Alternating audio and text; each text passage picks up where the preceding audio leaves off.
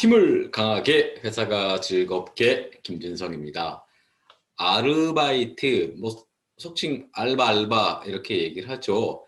아르바이트를 많이들 채용하시더군요. 저도 급한 일이 있을 때 강의장이라든지 어떤 워크숍을 진행을 할 때 아르바이트 인력들을 채용을 하곤 하는데, 여러분들은 어떠세요?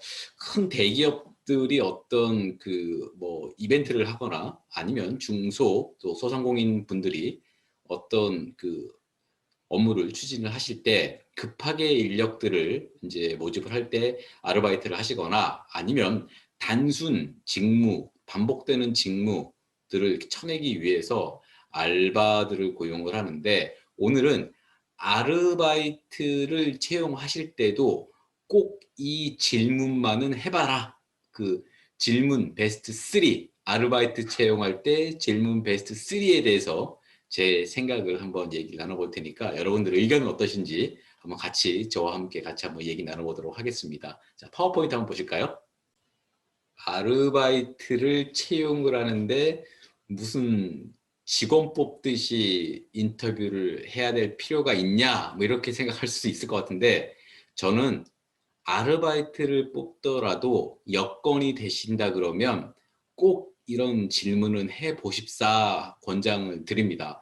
이유는 간단해요.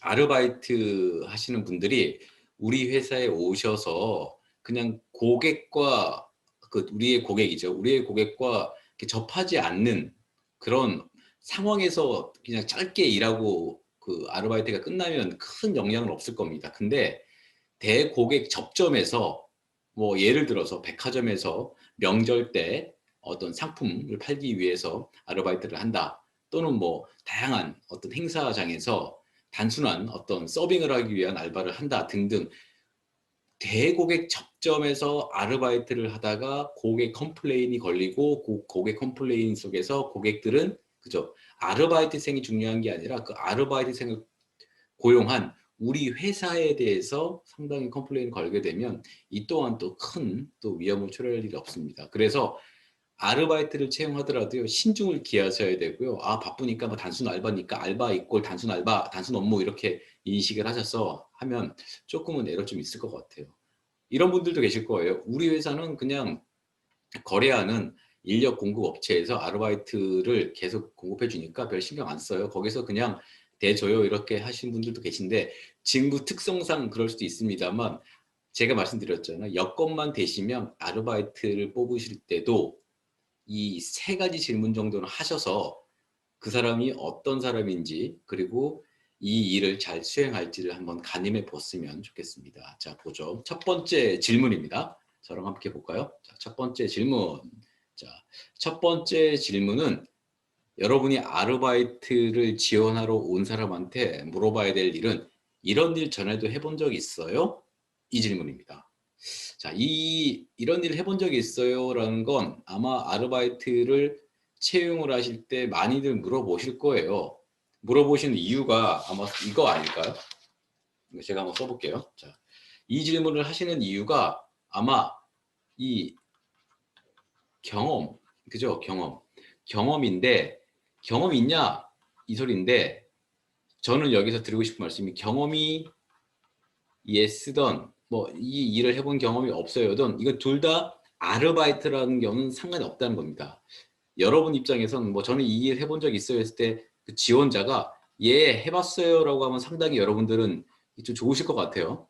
근데 해봤어요 라고 해도 그 사람이 이 아르바이트, 여러분이 앞으로 이 사람한테 맡길 아르바이트를 안정적으로 수행할 수 있다는 걸 답보하진 않습니다. 또 반대로요, 이 일을 해봤어요 전에? 라고 했는데 아니요, 이 일은 해본 적은 없습니다 라고 하더라도 여러분들이 실망을 하지 마시라는 겁니다. 이렇게 실망을 하지 마시라, 이 소리입니다.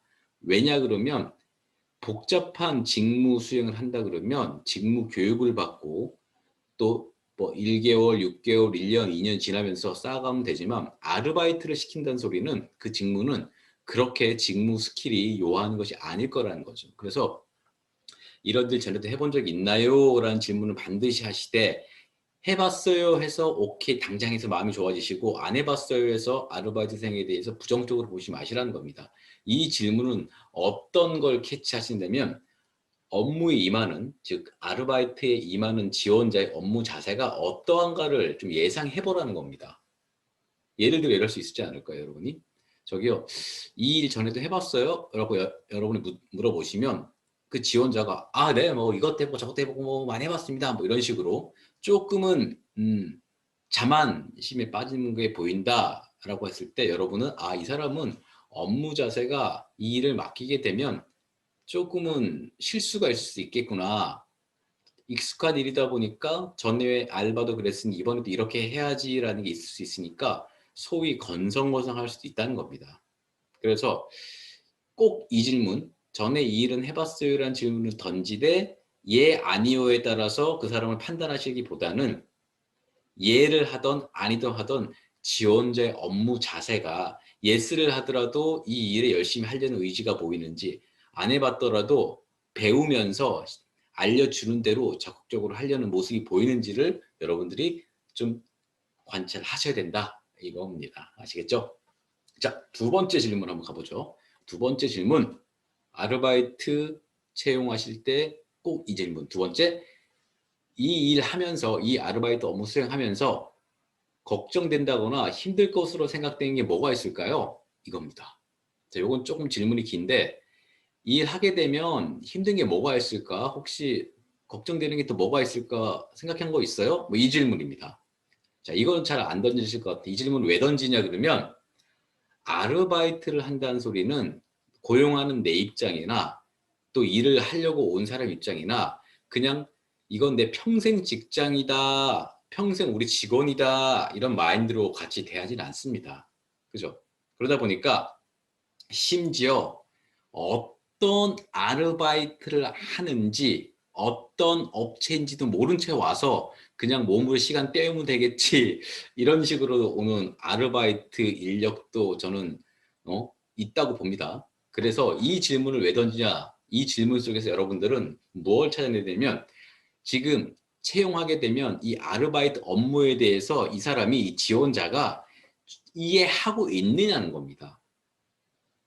그냥 급하게 식당에서 서빙하는 알바니까 그냥 서빙만 하면 되겠지 이게 아니라 어떤 음식점이고 이 음식점이 어떤 고객군을 가지고 있고 또 어떤 건지 많이 알수록 좋다는 겁니다. 왜?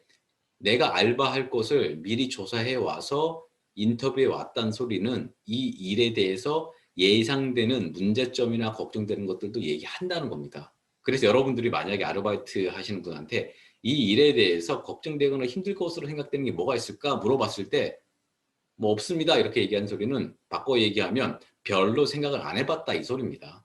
근데 구체적으로 이것도 조금 걱정이 되고요. 뭐 전에 했던 알바가 이런 어려움이 있었는데 여기도 그런 게 있으면 저도 조금 무난하지 않을 것 같습니다. 좀 서툴 것 같습니다. 이런 식으로 물어보는 사람이 그렇죠.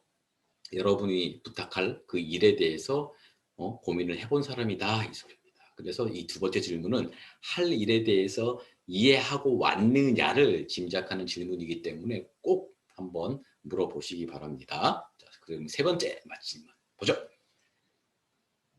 장단점이 뭐예요? 이겁니다.